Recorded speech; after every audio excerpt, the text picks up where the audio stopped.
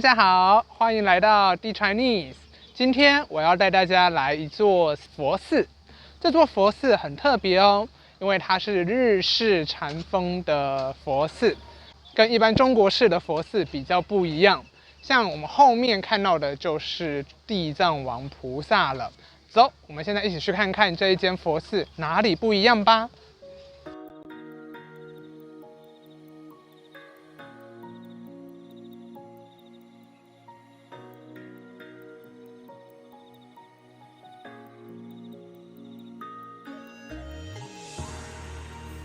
佛寺外有藏传佛教的转经筒，虽说这间佛寺是日式佛寺，但其实也结合了藏传佛教的一些色彩呢。殿外是结合中式和日式的庭园造景。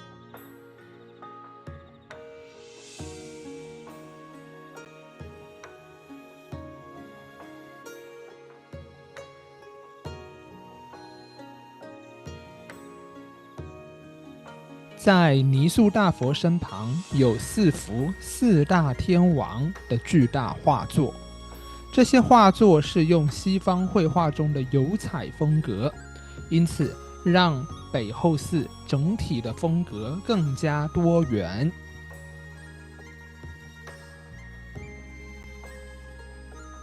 大殿的建筑就是日式佛寺的风格，但也有人说日式佛寺也是模仿中国唐代风格的。不论如何，在这里你会感到十分平静，思绪也会沉淀下来。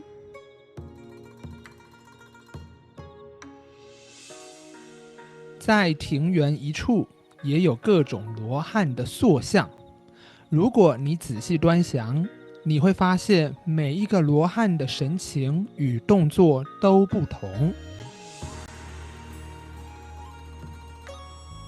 这里是会客堂，里面供应着一些素菜和茶水。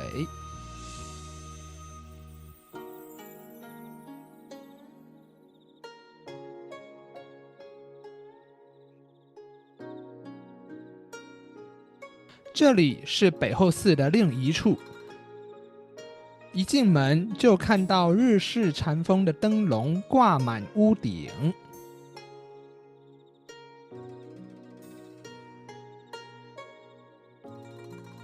这里主要供奉着观世音菩萨。主殿前方有大杯水，这是经过庙方诵读过大悲咒并祝福的水，你可以依照自己的需求免费领取。周边也有一些其他菩萨的圣像。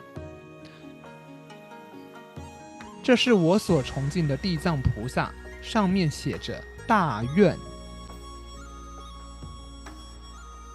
这是弥勒佛像，佛经说弥勒佛是释迦牟尼佛的继任者，将在未来降生成佛。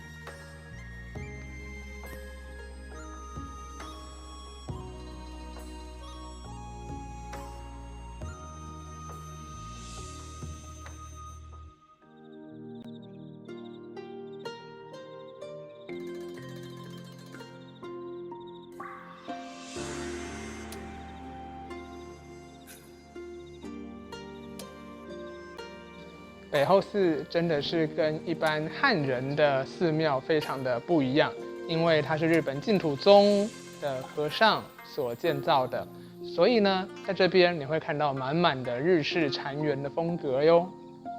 在这边你可以找到内心安静的力量，也可以找到心中的平静。希望大家下次来宜兰的时候，可以绕到北后寺来好好的享受、感受安静的力量。